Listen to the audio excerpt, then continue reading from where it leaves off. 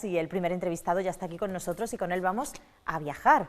Vamos a viajar en la tradición y vamos a viajar también pues físicamente, a ver si nos deja que nos marchemos con él. Con nosotros se encuentra ya José Carlos Villarejo, gracias por estar con nosotros y acompañarnos esta tarde. Muchísimas gracias, Amparo. Buenas tardes, es un placer estar aquí y conoceros en plató y formar parte de vuestra iniciativa. Muchas gracias. El placer siempre es nuestro porque es verdad que nos has abierto muchas veces la puerta de tu casa, pero en este caso hemos conseguido que te vengas tú a la nuestra, a nuestro saloncito.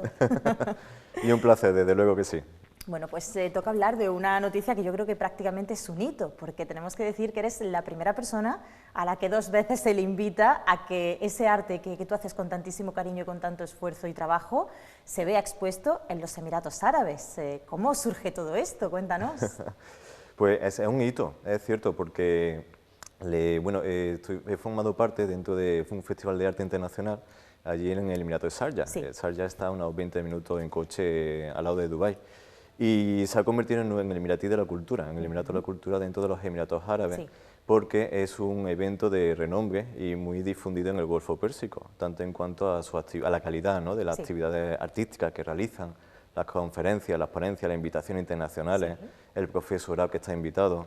Y entonces el hecho de que un artista internacional fuera de la comunidad del Golfo Pérsico sea invitado por el gobierno 2 veces es la primera vez que ocurre casi en 25 años. Casi nada. Eso quiere decir que el trabajo que realizas está más que bien visto, ¿no? Sí, la verdad es que en mi primera ocasión, en la que tuve el placer y el honor también de estar invitado y de viajar allí al Emirato, estuve exponiendo en el Museo de Arte de Sharjah. Y allí, lógicamente, con las guadamecias cordobesas que yo represento y el nombre de Córdoba, por supuesto, que yo siempre lo llevo abanderado, ¿no?, que en cualquier exposición o en cualquier intervención que hago, pues fue un gran descubrimiento, porque ellos conocían lo que era la técnica del guadamecí, que como sabes consiste en decorar, platear y dorar las pieles de animales, en este caso la piel de oveja, como función o como decoración. Pero yo lo llevé en su aspecto riguroso de decoración y más allá incluso le daba en un contexto histórico y cultural socioeconómico dentro del ámbito islámico cordobés donde se daba ese guadamecí que yo represento, con toda su bondad y características de belleza, de ferreteado abusivo, de ornamentación exhaustiva, fina, refinura. Y entonces eso fue algo que le sorprendió, porque en Oriente no se conoce esa forma de trabajar la piel. Y bueno, la presentación que realicé fue muy bonita, muy sencilla, muy humilde, porque al estar convocado con un elenco de artistas y arquitectos de todo el mundo, imagínate, pues de primer nivel y de primer orden del día, que cada uno y cada artista que estuvo exponiendo pues podía tener publicaciones en las revistas más importantes del mundo de arte y yo estaba al lado de ellos, pues imagínate, ¿no? Para mí fue un placer y una gran experiencia. Y en esta segunda ocasión me dijeron que hiciese una propuesta más arriesgada, porque claro, dentro de mi... ¿Y cómo se arriesga? Porque claro, tú llevas la tradición por bandera, entonces lo de arriesgar y tradición, yo creo que ahí está la magia, ¿no? Por eso te han seleccionado también por segunda vez. ¿Cómo se consigue eso? Sí, pues fíjate, hago un pequeño guiño a Córdoba, como es lógico, ¿no? Me fijé en una estructura y comentándolo también con amigos de amistades muy próximas a mí y con mucha confianza, que también son diseñadores y una gran amiga también. Estuvimos analizando diferentes estructuras de la mezquita en la que el merlón de la mezquita fue la estructura expositiva que me podía mejorar esa presentación de los guadamecíes. Y dentro del contexto en que se enclava esta exposición, que se llama Gradation, y consiste en favorecer o en plasmar dentro de todas las artes islámicas aquellos aspectos culturales y religiosos del Islam, tanto en cuanto en la formación de una personalidad a lo largo de toda su vida, ¿no? Eso que significa que refleja tanto el origen como el posible final de una persona en ese concepto. Esa evolución. Efectivamente. Entonces, pues esa estructura de almena escalonada, pues era genial. Porque me permitía centralizar objetivamente y visualmente el cuadro más tradicional que en aquel entonces, bueno, que tengo hecho, porque lógicamente de un año para otro yo tengo una producción muy limitada, puedo estar a lo mejor trabajando en 1 o 2 cuadros nada más, con lo cual he tenido que sacar del almacén algún que otro cuadro. Entonces sigue siendo tradicional, ¿no? Pero me ofrecía esa perspectiva de la religión más pura de la época del califato de Córdoba. y entonces en esa estructura, al fondo, daba esa entrada de diálogo, sí. en tanto en cuanto la humanidad pues se comunica a través del Dios creador, Sí. ¿no? Se comunica al Dios creador a través de la religión, ¿no? Y en esas paredes que luego iba escalonadas para terminar lo que es en la base de la presentación de la exposición, allí en el museo, pues ya me permitía otras temáticas. Paralelamente en las paredes, pues disponía dos fondos en los que habló de espiritualidad, ya arreglando un poquito más, tanto en un concepto, ¿no? del guadalmicí tradicional, y en el que se habla de la paz entre las diferentes culturas y civilizaciones, y el infinito, que al fin y al cabo el origen y el infinito son conceptos religiosos y filosóficos que están presentes en todas las religiones y cultura y filosofía, ¿no? Y ahí arriesgo en una ornamentación mucho más vanguardista dentro de lo que es la línea tradicional ornamental árabe, y otra más apegada a ello, ¿no? Porque mi primera vez de allí, pues lógicamente saqué muchas inspiraciones. Claro. Y quise tener un guiño hacia ello directo. Entonces, en uno de esos fondos que sí hice durante la pandemia en casa, encerrado, como desgraciadamente estuvimos todo el mundo, pues era exclusivamente una ornamentación oriental, pero con un guiño hacia los omeyas. Entonces esa combinación yo creo que va a romper de nuevo. Que va a llamar muchísimo la atención. Va a llamar muchísimo la atención, la verdad que sí. Hay muchísimo trabajo detrás de este proyecto. Ya no solamente hablamos del trabajo artesanal, que es lo que a ti te va acompañando a lo largo de toda tu vida profesional, sino también de ese trabajo de estudio previo para que al final todo esto pues se vea reflejado en una obra de arte, que al fin y al cabo es lo que haces tú. Sí, sí, yo creo que en todos los oficios, ¿no? En todas las disciplinas profesionales deben de ir acompañados ese aspecto técnico con ese aspecto formativo o de investigación, ¿no? Al fin y al cabo, en mi caso personal, es lo que amo, con lo cual pues es mucho más fácil adentrarse en textos cuando la disciplina que amas te permite asimilar tantos conocimientos. Bueno, conocimientos siempre estoy aprendiendo, ¿no? Como es lógico, pero te es fácil, ¿no? Leer, aprender, buscar documentación, asimilar mejor los conceptos, poder realizar similitudes, ¿no? Entre el cristianismo, el islam, entre las diferentes etapas históricas en las que tanto musulmanes, cristianos, árabes y castellanos pues convivían o dejaban de convivir, sumaban o restaban aspectos socioeconómicos, sociológicos, ¿no? Entonces eso, y aparte la filosofía que me encanta, todo eso es un conjunto que se tiene que reflejar, ¿no? En una obra de arte, ¿no? En mi caso en el guadalmicí, ¿no? Como es lógico. Por supuesto.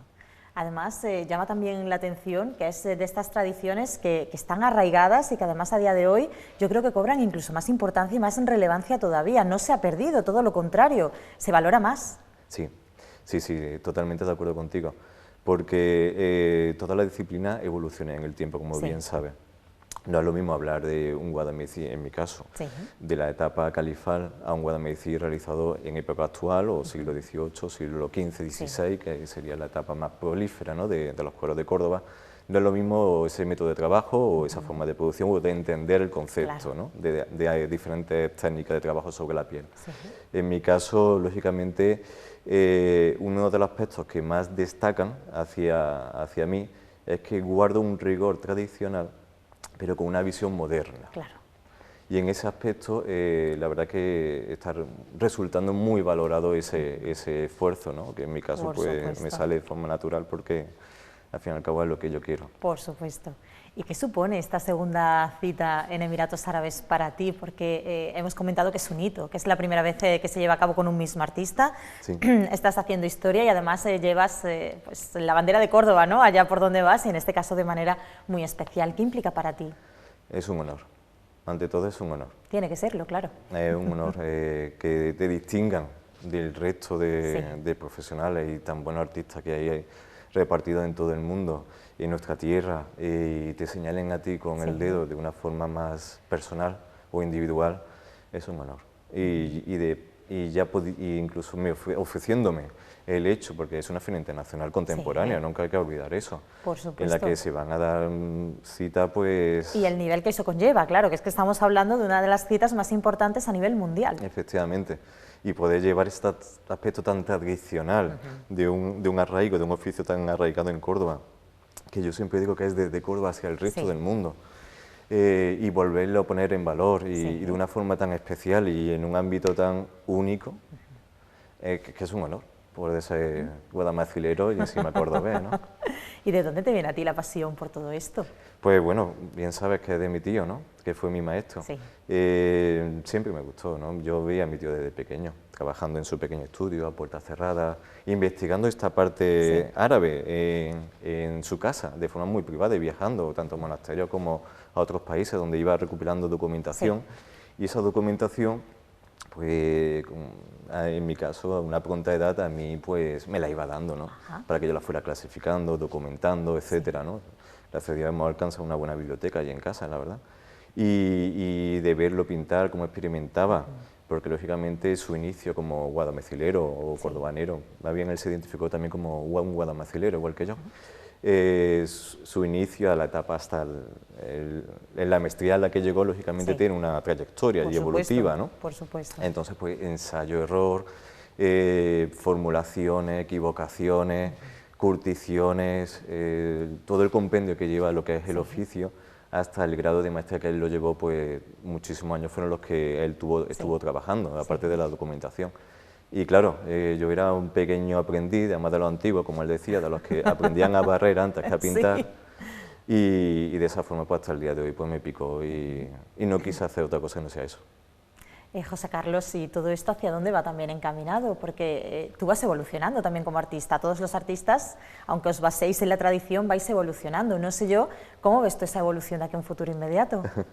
Pues se verá inmediatamente. Lo iremos viendo, ¿no? Sí. Hay por ahí unos proyectitos muy bonitos, que como todos los proyectos que se hacen con cariño, pues hay que hacerlo de forma mesurada, ¿no? Y poco a poco lo iremos sacando adelante y le daremos luz. Pero tanto a nivel cultural con el museo, que bien sabes, que tenemos la colección museística, donde recogemos o defiendo, protejo y ordeno esa documentación y la dispongo a la sociedad cordobesa y a nuestros visitantes. Aparte de eso, pues una programación cultural que también se irá dando la luz, que pues estamos trabajando en ello. Y proyectos artísticos, también proyectos de intercambio, que en un futuro también habrá. Mis propias exposiciones, ¿no? Que espero que, si Dios quiere, que sigan adelante, que todavía estoy teniendo otras invitaciones, ya está para el 2023, imagínate, ya tengo otra invitación importante también. Sí, porque, bueno, no puedo avanzar mucho, pero es una apertura internacional de un país nuevo y creo que va a ser muy llamativa. Y aprovechando esta ocasión de Sharjah, debemos de recordar que Dubái está al lado y la Expo Mundial está en funcionamiento. Claro. La expectación y la difusión que vamos a tener va a ser muy grande. Muy importante. A nivel además, mundial. Efectivamente, muy importante y muy grande, así es. Cuéntanos cómo se realiza un guadamecí, porque claro, nosotros ya lo vemos siempre terminado, lo vemos en exposición y no sé yo si creo que sí valoramos el esfuerzo que hay, pero no entendemos la técnica, porque claro, hay un trabajazo enorme. De hecho, tú has comentado que cuando te centras en una obra tienes uno o dos ahí, pero que tampoco puedes tener muchos más, precisamente por lo que implica el trabajo que tú realizas artesanalmente. Cuéntanos cómo es ese proceso de creación. Pues claro que sí, no existe ningún tipo de fase de secreto, o no existe ningún tipo de fase en la que se esconda o se trabaje de modo diferente a otra técnica, ¿no? Ornamental, ejemplar. Yo te voy a hablar lógicamente de la técnica, cómo se realizaba en el siglo X, que es exactamente como yo la realizo, ¿no? De ahí que se perdure tanto en el tiempo una ejecución de una obra, ¿no? Lo que sí es verdad es que yo las obras actuales la dirijo a un mercado artístico, por lo que le doy formato de obra artística o formato de cuadro, básicamente, ¿no? Con lo cual no voy a una producción en tanto en cuanto a funcionalidad o una producción o una elaboración de guadamecíes con formatos tradicionales ornamentales antiguos, sino que le doy ese formato artístico, ¿no? Que como tradicionalmente siempre hablaremos de un cuadro. La primera fase de trabajo y de investigación y de adaptación es la piel. Ella es súper importante esa fase. Necesitamos una piel muy buena, de muy alta calidad, con una curtición bien realizada y una curtición específica para una piel dedicada a la ornamentación artística, es decir, no a la funcionalidad. Mis pieles son españolas, te las compro todas en España. Lo que sí es verdad que yo tengo mi propia técnica de curtición o formulación de curtición, que es añadidos a una curtición tradicional. Y voy buscando esos curtidores que saben trabajarla, ¿no? Por lo cual no cualquier curtición es válida para mi trabajo. No sirve cualquiera, claro. Para mi trabajo, a lo mejor podemos realizar un guadamecí con otras técnicas, por supuesto, pero no para mi trabajo específico. Una vez que identifico ese curtidor que trabaja para mí, pues lógicamente el pedido que hay que hacerle es muy grande para que él pueda trabajar conmigo. Claro. ¿No? Si no es imposible. Si no, no. Si no, no le sale a cuenta. Y trabajo sobre piel de oveja, en realidad. Bueno, en realidad no, es la piel más adecuada para un guadamecí. Una vez que está preparada esa piel, sobre todo en un formato adaptada y pegada a un formato físico y rígido, que en este caso yo utilizo pues madera de base, el guadamecí que yo realizo, y según las tradiciones y los textos tanto académicos, científicos como en textos narrativos, nos comentan que esos guadamecí eran una técnica de lujo en el que se empleaban tanto plata como oro. Lógicamente hay que realizar lo que es cubrir, perdón, no me sale la palabra, cubrir esa superficie de la piel con plata u oro, pero totalmente, para que sea una técnica de lujo y exclusividad, para que se vea lo que era el refinamiento de la corte o mella, ¿no? el enriquecimiento de esa corte. Entonces tiene que estar totalmente cubierta. Si se ve algo de superficie de piel, pues no es correcto, totalmente cubierta. Y a partir de ahí comenzamos a dibujar sobre la plata, que recordamos que está adherida a la piel y esa piel adherida a la madera. Yo siempre, como mi pasión es ese pequeño contexto histórico, y intento comunicarlo y divulgarlo de la forma más correcta posible, lógicamente pues me instruyo en la forma ornamental de la época, aunque siempre hago pequeños guiños o pequeñas adaptaciones según mi propia visión, es decir, no soy un copista en ese sentido. Cojo una geometría tradicional, la adapto a mi espacio y la decoro según yo siento que debo decorarla siempre, efectivamente, conservando siempre la misma espíritu, ¿no? Y tradición de la época, que es súper importante que se vea, ¿no? Lo antiguo pero moderno, ¿no? Que hay, el dibujo es la parte también más importante. Ese contraste tan importante, claro. Efectivamente, lo más importante. Y a partir de ahí comenzamos a policromar. Simplemente. Mi policromía sí es cierto que es muy diferenciada a lo mejor de lo que podemos ver en suministro de Bellas Artes, porque tengo mi propia formulación. Entonces, pero bueno, es una formulación que dada como resultado de una investigación también y de una experimentación. Las formulaciones más antiguas que están reconocidas y están disponibles para los investigadores datan del 12 y del 13. Con lo cual es fácil encontrar esa documentación y adaptarla a nuestros tiempos, ¿no? En ese sentido, bueno, pues hay mucha materia prima que ya ha desaparecido. Entonces es constantemente, tengo que actualizar esa formulación a pigmentaciones o materiales que van desapareciendo y necesito tener que incorporarlos o sustituirlos con uno nuevo, pero que me siga dando ese mismo aspecto, ¿no? De pigmentación, ¿no? Y que sea semejante a lo que pudo haber habido en aquella época. En aquel momento, efectivamente. Y por último es una fase de ferreteado, que consiste en la construcción de una herramienta hecha en hierro, en la que en una de las bases tenemos un pequeño diseño. Y ese diseño, a la hora de presionar en la piel, queda grabado el positivo. Por lo que es como la fase más, a mí es una de las que más me gusta, porque es como vas viendo como la plata brilla después del golpe del martillo con ese ferrete. Entonces pues vas construyendo el guadamecí y de la parte pictórica a la parte ferreteada es como dos obras diferentes, totalmente diferentes, el resultado final. Y la verdad que es precioso. Y esa es justamente la técnica del siglo X, por eso digo que no existe ningún tipo de secreto en la elaboración, no lo existe, ya también es la maestría, tu propia visión, tu propia forma de sentir ese guadamecí, el cómo adapta tu conocimiento a esa pieza de piel, que es lo que a lo mejor pues... Es personalizarlo también un poco según el propio artista, ¿no? Claro, claro, claro, por supuesto que sí, como en todas las profesiones. Claro, como en todo, hay que hacerlo nuestro, eso, hay que hacerlo nuestro. Pues nosotros te tenemos que dar la enhorabuena por haber conseguido algo tan importante como lo que ya has conseguido y lo que está por venir, que yo ya he apuntado que para el 2023 tenemos una inauguración importante internacional, así que ahí estaremos nosotros también para dar a conocer todos los datos. Muchas gracias. Gracias por acompañarnos y lo he dicho, enhorabuena por ese gran trabajo que realizas. Muchas gracias.